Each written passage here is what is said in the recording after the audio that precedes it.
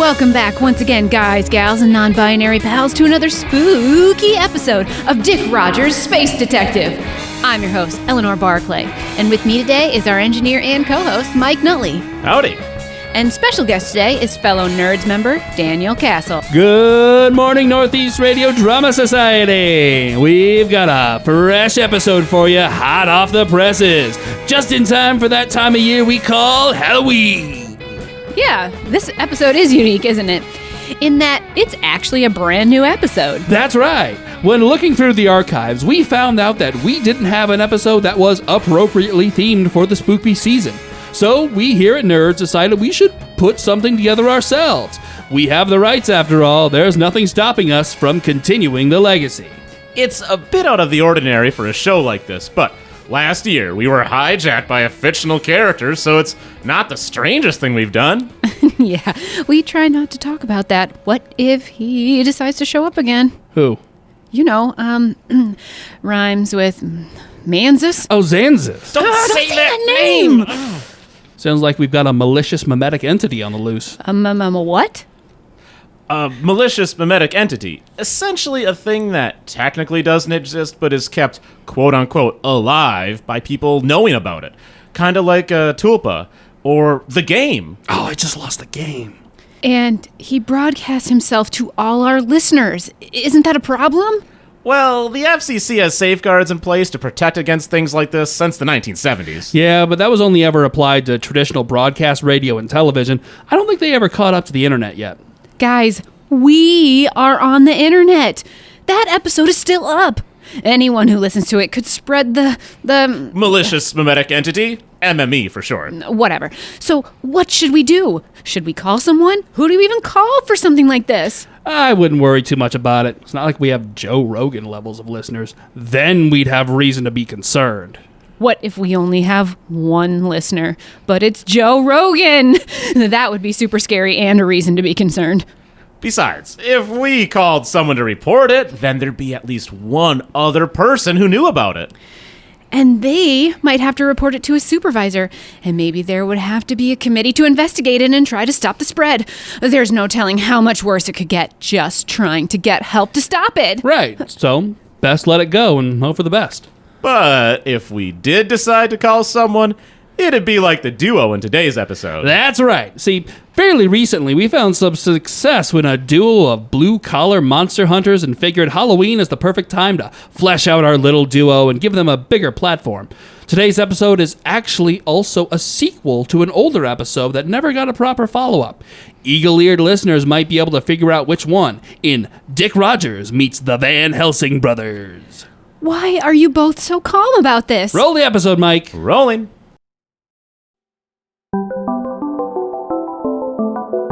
Welcome back, listeners, to Dick Rogers' Space Detective. We rejoin our hero in the grip of mortal peril. Betrayed and left to take the fall for a grand heist, Dick Rogers is stuck between a rock and a hard place. Inside the vault of the Galaxia Sapphire, standing on a pressure plate which activates a sentry gun that would disintegrate him on the spot. With guards fast approaching, Dick has to make a plan or face certain doom. All that and much more in Dick Rogers Meets the VanHelsing Brothers. Come on. Think, Dick, think. Suddenly, Dick remembered something he had acquired just moments before he became embroiled in his current predicament. Dick reached inside his pocket and pulled out a shiny gold object, furiously rubbing until... Come on. From within the lamp, the mighty genie emerged. So, now that you're in mortal peril, you suddenly want my help? You want me to make wishes or not? Otherwise, you're back to lounging around in this vault for who knows how long. Fine. What do you want? A miraculous escape? Just move to the left. What? A little to the left. The light's in my eye, and I don't do my best wishing when I can't see. Fine. There, better? Perfect. Dick then stepped off the pressure plate. The deadly security turret fired its disintegrating laser right where he was standing. Or he would have been had the genie not been asked to move slightly to the left. Dick Rogers, how could you? Sorry, but it was either you or me. I'm literally magic. I could have teleported us both out of here. Yeah, I don't mess with magic. Don't believe in it. This isn't over, Dick Rogers. And that's how I got out of there. I think we lost the scene there. We rejoin Dick Rogers as he regales the gift chief of investigations with his harrowing tale. What about the guards? What? The guards! How did you get past the guards? Oh, yeah. I put my gift training to the test and... You hid in the corner, didn't you? Did you know that people tend not to look down?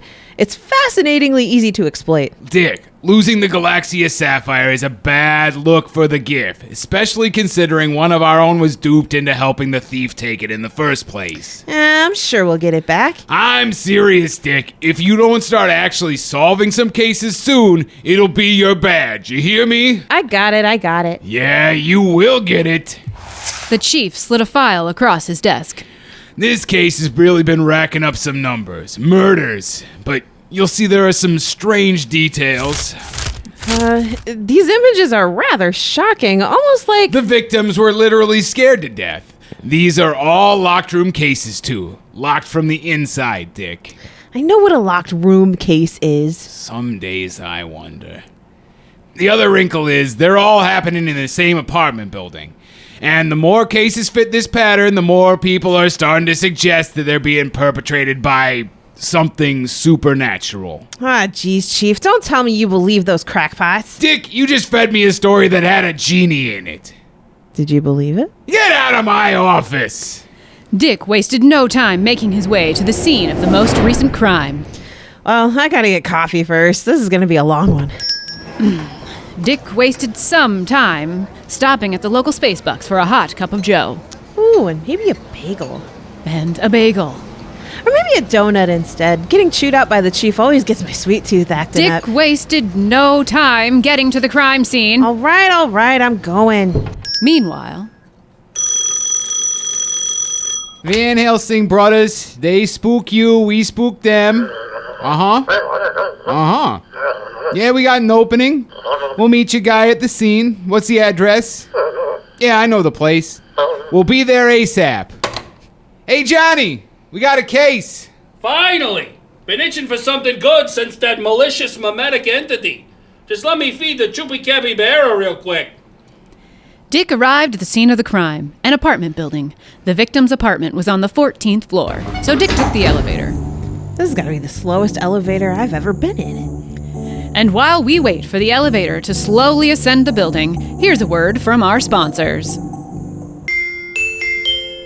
In this economy, who can make ends meet with only one job? Luckily for me, I am a gifted spirit medium, so I've been supplementing the income from my 9-to-5 job by hosting seances. But there's nothing more embarrassing than coming back to the office after my lunch hour seances with unsightly ectoplasm stains all down the front of my sensible office attire. Now, thanks to the new Ecto Clean, I can get rid of those stains before Joanne from accounting can report me for slovenly deportment again. The next time would be my third strike. Go get your Ecto Clean now and keep your Joanne from accounting from ruining your work-life balance. Ecto Clean, Ecto Clean. The only thing you need for those pesky ectoplasm stains. We now rejoin Dick after an interminably long elevator ride.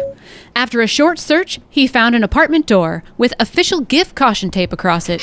As Dick entered, he saw the victim. Male, mid-30s, overall average in appearance. Skin was pale, unnaturally so. Face frozen in an expression of shock and terror. But the victim wasn't the only occupant of the apartment. Jeez, take a look at this guy. Looks like he's seen a ghost. Reckon he might've, judging from the expression. So, what are we thinking? Traditional haunting? Poltergeist? Maybe vengeful spirit. Might have been personal. Excuse me, who are you? You can't be in here. This is a crime scene. You must be the guy. Dick was handed a business card. VanHelsing Brothers Supernatural Extermination? You can't be serious. Serious as the day is long, bucko. I'm Johnny, and this is my brother Bobby. We may be identical twins, but I'm the handsome one. Hey. I don't have time for this. I didn't call you. Well, your boss did. He told us to meet you here. So if you got a problem, you can take it up with your GIF chief. We get paid by the hour, so go ahead. Call him. Take your time. If he just told you to meet me, how did you beat me here? We took the stairs. That old elevator takes forever. Fine. What do you even do? Our expertise is the supernatural. Ghosts, monsters, cryptids, the whole 9 yards. It's the family business ever since our ancestor Abe Van Helsing staked the first Dracula.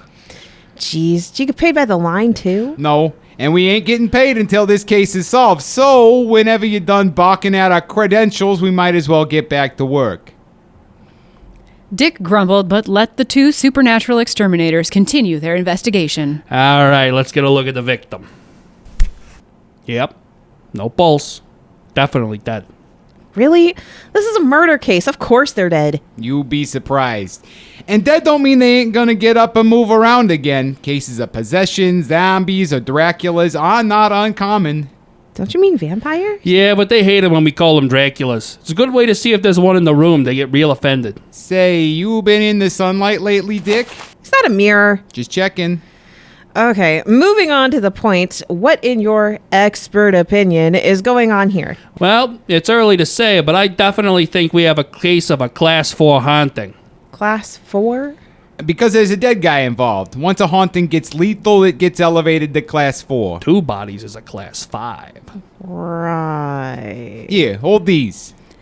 Dick was handed a pair of small metal rods that were bent at 90 degrees. What are these? Dowsing rods. They pick up the spiritual energy in the room. They point us to the most potent source. Really? A couple of metal sticks? I figured you'd have something a little more high-tech than this. Hey, don't fix what ain't broken. Besides, sometimes you gotta go analog in our line of work. Ghosts tend to mess with modern technology. Just hold these lightly in your hands and let the rods do the work. Dick rolled his eyes, but did as he was instructed.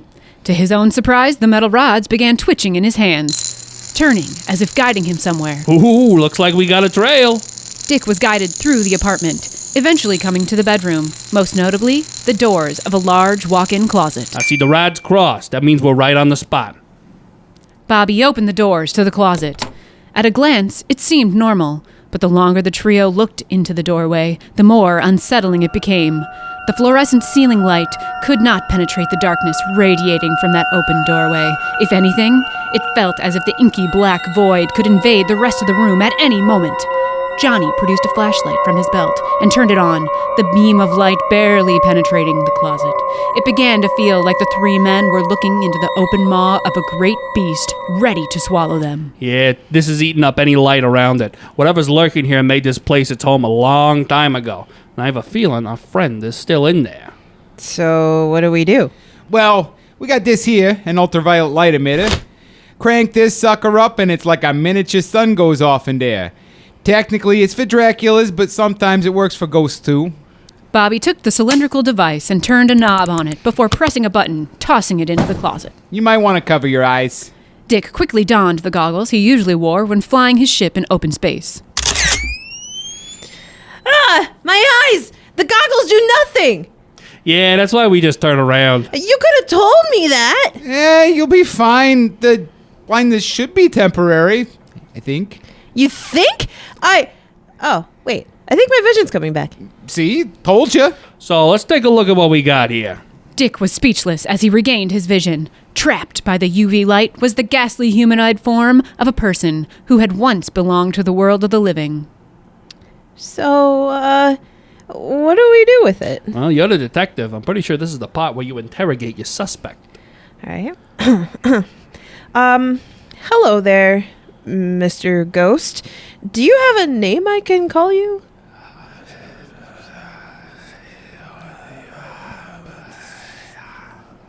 Being dead is real disorientating. You might not get a straight answer out of him. Gotta try to get him to focus on something. All right, Ghost, what's the last thing you remember?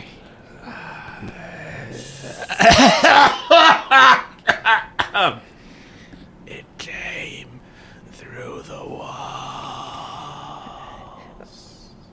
What was it? What came through the walls? Unfortunately, the specter had nothing else to share. After answering Dick's question, it faded from view. Yeah, you gotta be real specific with ghosts. They're kind of skittish like that. So what do we do now? Well, this ain't a capture job, so that ghost is none of our business. So long as it don't bother nobody, then we ain't worried about it. And if it does? Then we got ourselves another job to do. And we get to charge for another house call, don't we? Right. So we just have to figure out what came through the walls then. That's right. Which sounds like a monumental task in and of itself, but we got a few ways to narrow it down. Probably wasn't another ghost. We would have detected multiple ectoplasmic sources, which we did not. So it probably wasn't anything of the dead variety. No traces of sulfur, no smell of brimstone, wasn't a demon either. Well, that's good, right? Yeah, we're fresh out of holy water. So what's left? A couple of things. Elemental spirits, astral projections, jinn. What's a djinn? You call them genies. You know, lamp, grants wishes, which is not accurate for all of them, but you know. Why would a genie want to do something like this? Oh, they got tempers. Get on one's bad side and it'll make it its personal mission to make you suffer. Well, we should probably see if there's anyone else we can question. Talk to the building super yet? The Giffies probably did that after the body was found, but it couldn't hurt to go over it again. The trio made their way to the sub-basement, and Dick insisted on going by elevator, which means we've got plenty of time for another commercial. Hi, I'm Joan London. Being a journalist living and reporting in the dystopian nightmare that is the zombie apocalypse is a struggle enough, but nothing could prepare me for the stress and worry of trying to find a community for my undead mother when I realized her shuffling had slowed significantly and she lost her appetite for brains. But now, there's a place for my undead mom, the nation's largest referral service for elderly zombies. The best part? It's free. With one call, you can talk with experienced providers who will confidently discuss your undead family member's needs. Whether your zombie mom needs a safe place to shuffle or help with preparing brains for mealtime, you'll receive information you need to make the right choice. Your personal advocate will help you navigate through this turbulent time, while also helping you ensure that you are able to protect yourself against your loved one who now has no memories of you and is driven by an endless need to eat brains. Call A Place for My Undead Mom and feel the weight of the world lift off your shoulders, giving you time to focus on you and your survival as you fend off the other living dead and packs of roving, thieving humans fighting for the few remaining resources. We'll mercifully skip the rest of the elevator ride and join our heroes again in the sub-basement office of Herschel Cookson, building superintendent as well as owner. Look, I already talked to the cops. You can get my statement from them. Yeah, I read it in the elevator on the way down here. A couple times, in fact. You got this position a few months ago? Yeah. Around the same time these mysterious deaths started happening in that one apartment? What can I say? The building's haunted. I told them about it before they signed the lease. It's even in the contract. Herschel gave Dick a copy of the lease agreement to read over. Say, have we met before? What? No. Why? What are you doing here anyway? You're not cops. We're independent contractors. We specialize in the spooky, but my brother's right. I feel like I seen you somewhere before. You ever been to Sheboygan? I see here that the security deposit for this apartment is quite high. Well, yeah, with that apartment being so dangerous, a high security deposit makes sense. And if they happen to break this lease agreement, things like moving out early or dying means you get to keep their hefty deposit. I know why this guy looks familiar. He looks just like Timmy. Which one? The first one. Remember what happened to him? I remember. He was sucked into a dimensional wormhole. A wormhole created by one of your contraptions during a hunt. He was dumped on the other side, aged years. And from there, he plotted revenge. Yeah, that is what happened. How do you know that? Because that was me. I was Timmy, idiots. And I wasn't even in my name. It was Tommy, but you couldn't even get that right. Dick, isn't this the part where you arrest this guy? It's poor etiquette to interrupt a villain monologue. I plotted my revenge, but I just recently got my chance when I came across this. From his desk, he pulled an object, a lamp. Hey, is that a genie lamp? Almighty Genie, my final wish. I wish for you to kill the Van Helsings, and you might as well kill Dick Rogers too, so he can't testify. From the lamp rose the form of a genie. Your wish is granted. We'll both have our revenge. Dick drew his blaster as Herschel made a break for it. That pea shooter ain't gonna do much against a supernatural entity. You're better off chasing a perp. Don't worry about this big guy. We can take him. Dick took Johnny's advice, tearing through the door after Herschel, who had quite a lead. Dick was worried the perp would escape until he saw him climb into the elevator and slam the cage door closed behind him. You'll never catch me, you flatfoot! Oh, yeah? As the elevator began to rise towards the ground floor, Dick casually strolled up the stairs. A few minutes later, the cage door of the elevator slammed open and Herschel was surprised to find Dick Rogers there, blaster level. Freeze. Herschel did indeed freeze, raising his hands. Don't you get it? These two imbeciles are more dangerous than the things they hunt. They're careless, stupid, They aren't the ones who've been luring innocent renters to their death at the hands of a depraved genie. How many people had to die for your grudge? Also, how did you end up getting that magic lamp? It was in a vault on Cortez Comet. That's dozens of parsecs from here. Well, you see, the accident that sucked me into that wormhole left me with some unexplained magical... But Herschel was interrupted by a massive explosion that shook the whole building, knocking him and Dick to the ground.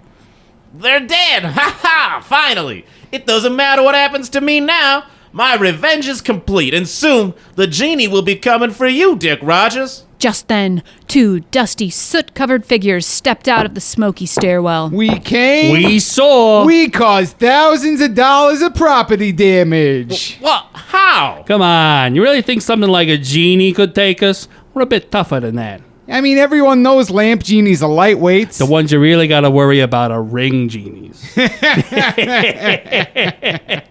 Sirens filled the air as JIF units approached the scene.